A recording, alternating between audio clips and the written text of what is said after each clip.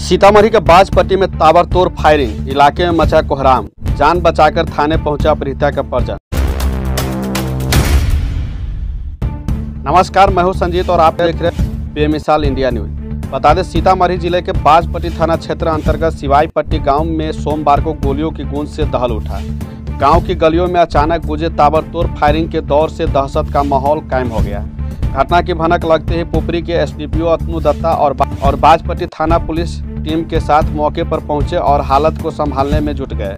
हालांकि राहत की बात यह रही कि किसी के हताहत होने की खबर नहीं है। सूत्रों के मुताबिक मामला प्रेम प्रसंग से जुड़ा हुआ है। डुमरा थाना क्षेत्र से कुछ दिनों पहले एक नाबालिग लड़की के अपहरण का मामला सामने आया था, जिसकी एफआईआर डुमरा थाना में दर्ज की गई थी। उसी मामले की छानबीन के सिलसिले में डुमरा थाना अध्यक्ष सौ प्रशिक्षु डीएसपी रवि रंजन पुलिस बल के साथ सिवाईपट्टी पहुंचे थे। उनके साथ अपहृता के परिजन भी थे। पुलिस टीम जब आरोपितों के घर से पूछताछ कर वापस लौटी, तभी अचानक कुछ अज्ञात हमलावरों ने अपहृता के परिजनों को निशाना बनाते हुए गोलियां बरसानी शुरू कर दी।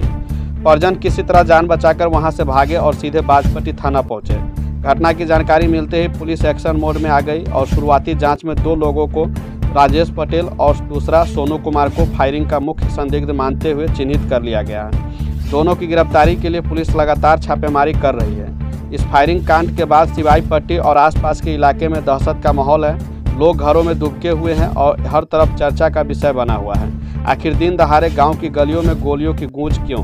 बाजपट्टी में इस घटना ने कानून व्यवस्था पर भी एक बार फिर से सवाल खड़े कर दिए हैं। अब देखना यह है कि पुलिस इन फायरिंग करने वालों को कब तक सलाखों के पीछे पहुंचाती है। तब तक के लिए देखिए यह रिपोर्ट। पट्टी थाना क्षेत्र में क्या घटना घटित हुई है आज? और डुमरा थाना पुलिस यहाँ एक लड़की के अपहरण कांड में लड़के की खोज में आई थी। उनको सूचना थी कि सिवाईपट्टी में जो अपहरण करने वाले लड़के हैं या अपहृत लड़की है, क्योंकि जो लड़के वाले का घर यहाँ सिवाईपट्टी में ही मूल घर है। क्या नाम है? जो कमलेश राय है लड़का का नाम है?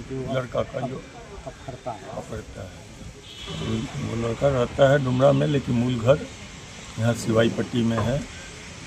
जब छापामारी, उनके साथ परिजन भी आए थे लड़की के। छापामारी कर पुलिस आगे बढ़ गई थी। परिजन कुछ देर रुक गए थे वहाँ। जब वे लौट रहे थे परिजन मोटरसाइकिल से, उन पर कुछ लड़कों के द्वारा दूरी से फायरिंग की गई। वो भाग के तुरंत सूचना पुलिस को दिए।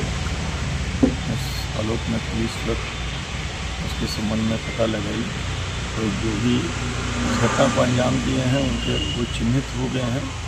उनके विरुद्ध आत्मसमर्पण संकलन कर कार्रवाई की जाएगी, गिरफ्तारी की जाएगी। कितने राउंड फायरिंग हुई है? बताया जा रहा है उसके घर वाले को 2 राउंड उन लोग पर दूरी से फायर किए हैं। वहाँ उसके पुलिस के गुजरने से, उस रास्ते से गुजरने के कुछ ही देर बाद इस तरह का घटना होना, क्या पुलिस में अपराधियों में कानून का भय समाप्त होता हुआ नहीं? नहीं, ऐसी बात नहीं है। अब किस कारण से उन लोग पर हुई है इसके संबंध में तो छानबीन की जा रही है। फिलहाल क्योंकि पुलिस आगे चली गई थी, उसके बाद पीछे से उसके परिजन की वहाँ पर क्या बातचीत हुई, किस कारण से उन पर हुआ, दूरी से हुआ, वो बता रहे हैं कि हम लोग पर दूरी से फायरिंग की गई। कितने लोग थे सर? 3 आदमी बता रहे हैं कि 2 बाइक पर सवार, 2 बाइक पे सवार। सबका मुंह खुला हुआ था? हाँ, मुँह खुला हुआ था। पहचान कर ली गई है? सभी की पहचान कर ली? नहीं, अभी तक तो 2 चिन्हित हुए हैं। सर, इस मामले में पुलिस के द्वारा या जो पीड़ित है उनके द्वारा मामला दर्ज कराया गया है? हाँ, वो पीड़ित अपना आवेदन दे रहे हैं उस संबंध में प्राथमिकी दर्ज कर, जैसा वो आवेदन देते उस संबंध में प्राथमिकी दर्ज कर कार्रवाई की जाएगी। पीड़ित के द्वारा आवेदन के द्वारा किसी प्रकार की कैजुअलिटी भी है सर? नहीं, कोई कैजुअलिटी नहीं। अपहरणकर्ता गिरफ्तार हुए हैं या नहीं? नहीं, वो घर पर नहीं थे। अपहरणकर्ता घर पर नहीं थे, उनका घर यहाँ है। अच्छा, लोगों को कहीं से सूचना मिली कि वो घर पर आए हुए हैं, उस सूचना पर मतलब अपराधियों द्वारा सर लड़की पक्ष पे गोली चलाने की कोशिश की? जी।